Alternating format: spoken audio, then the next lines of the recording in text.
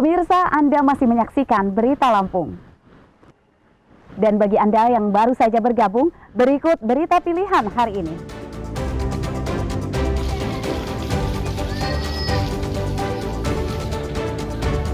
Dipicu dendam lama, seorang pria di Lampung Timur dibunuh tetangganya.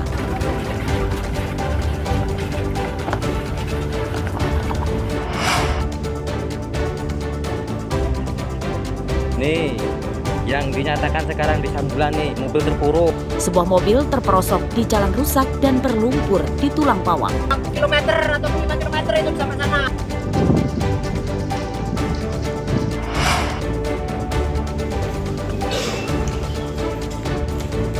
Penyidik Kejaksaan Tinggi Lampung menyita uang miliaran rupiah dari kasus korupsi pembangunan jalan tol.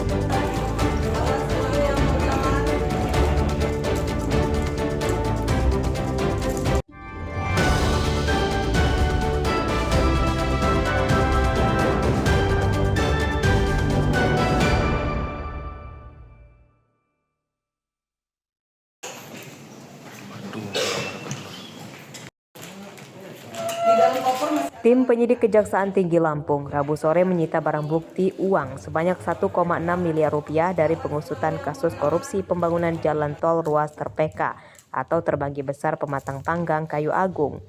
Uang tersebut disita dari perusahaan pelaksana proyek yakni Divisi 5 PT Waskita Karya. Dalam penyidikan terungkap korupsi pembangunan jalan tol ruas terpeka pada tahun 2017 hingga 2019 terjadi di sepanjang 12 km, yakni mulai dari kilometer 100 hingga 112. Kerugian negara ditaksir sekitar 66 miliar rupiah dari total anggaran lebih dari 1,2 triliun rupiah. Modus korupsi tersebut yakni membuat dokumen tagihan pekerjaan dan vendor fiktif. Fiktif tersebut adalah dengan cara merekayasa dokumen tagihan-tagihan yang seolah-olah berasal dari kegiatan yang dilakukan pada pelaksanaan pembangunan jalan tol terbanggi besar tersebut. Namun pada kenyataannya pekerjaan tersebut merupakan pekerjaan yang tidak pernah ada dan dengan menggunakan nama vendor fiktif, dan ada juga yang menggunakan vendor yang hanya dipinjam namanya saja. Sebanyak 47 orang saksi telah diperiksa penyidik, namun belum ada satupun yang ditetapkan sebagai tersangka.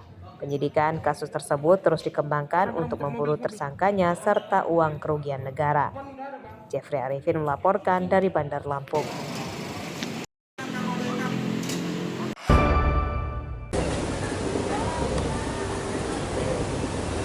Dua terdakwa kasus korupsi ganti rugi lahan dalam pelaksanaan proyek nasional pembangunan Bendungan Marga 3 Lampung Timur dituntut 5 tahun penjara 6 bulan.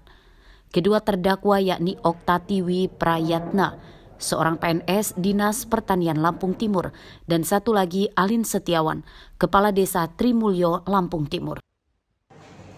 Dalam sidang tersebut, jaksa juga menuntut kedua terdakwa membayar denda 250 juta rupiah, subsidi 6 bulan penjara, dan membayar kerugian negara sebesar 357 juta rupiah. Menurut jaksa, korupsi yang dilakukan kedua terdakwa adalah membuat dokumen pembayaran ganti rugi lahan fiktif. Telah melakukan atau turut serta melakukan secara melawan hukum mengakibatkan pemberian ganti kerugian oleh negara dalam pengadaan tanah Bendungan Marga 3 di Desa Trimulyo, Kecamatan Sekampung, Kabupaten Lampung Timur menjadi lebih besar dari yang seharusnya, yaitu terdakwa selaku Satuan Tugas B pada saat melakukan proses inventarisasi dan identifikasi awal atas tanah dan tanam tumbuh bangunan kolam dan ikan dengan mengumpulkan data tanah tumbuh, mengumpulkan pemilik lahan atau bidang, dan masing-masing pemilik lahan telah membawa catatan mengenai jumlah atau volume tanaman, bangunan, kolam, ikan untuk diserahkan ke Satuan Tugas B. Tanggapannya gimana, Bang? Oh, nanti Pak, 2 minggu kemudian kita buat pledoi penggalangan. Jadi apa yang mau kita sampaikan? Permasalahannya pengganti keuangan negara yang tidak, yang kita ada datanya untuk menjawab. Kenapa tuh, Bang? Karena nggak pas. Seharusnya berapa, Bang? Ya nanti kita bicarakan di pledoi. Oh, di Pledo bang. Itu kita mendesak tersangka lain atau gimana nggak bang?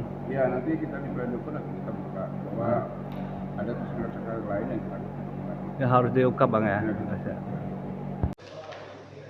Korupsi proyek pembangunan Bendungan Marga 3 Lampung Timur menyeret 6 orang yang telah ditangkap. Mereka terlibat korupsi ganti rugi lahan dan tanam tumbuh yang merugikan negara hingga 43 miliar rupiah. Modus mereka membuat dokumen pembayaran fiktif, menggelembungkan harga ganti rugi lahan, serta meletakkan tanaman supaya mendapat tambahan uang ganti rugi tanam tumbuh.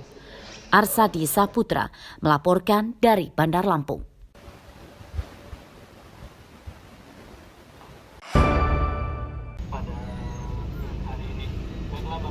Untuk mencegah kecelakaan kendaraan yang melibatkan kereta api, Dinas Perhubungan Bandar Lampung ikut turun tangan.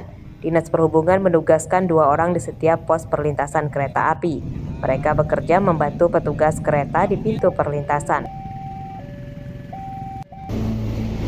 Terdapat 4 pos perlintasan kereta yang akan ditempatkan petugas Dinas Perhubungan di Bandar Lampung, yakni di Jalan Komarudin, Kampung Baru, Pahoman, dan Ketapang. Selain menurunkan personil, Dinas Perhubungan juga akan memasang kamera pengawas CCTV di setiap pintu perlintasan.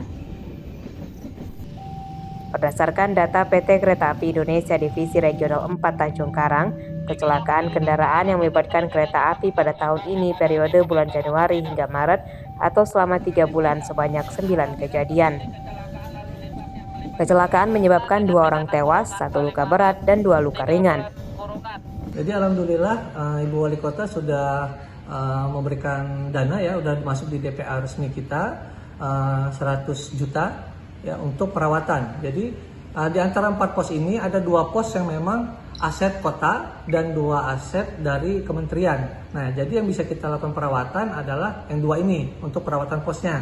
Jadi 2 pos ini melakukan perawatan, tapi di 4 pos ini tetap kita pasang CCTV. Jadi CCTV yang mungkin antara 2 atau 3 kamera satu CCTV ini, jadi bisa mencakup semua, melihat nanti kejadian-kejadian dan nanti dari terkoneksi bahkan bisa ke Ibu Wali Kota, ke media sosial atau ke kantor juga sebagai controlling kita kondisi real di lapangan gitu.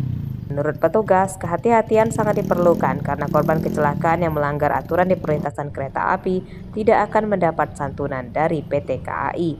Salah satu pencegahannya mendahulukan perjalanan kereta api dan tidak menerobos palang pintu kereta api. Jeffrey Arifin melaporkan dari Bandar Lampung.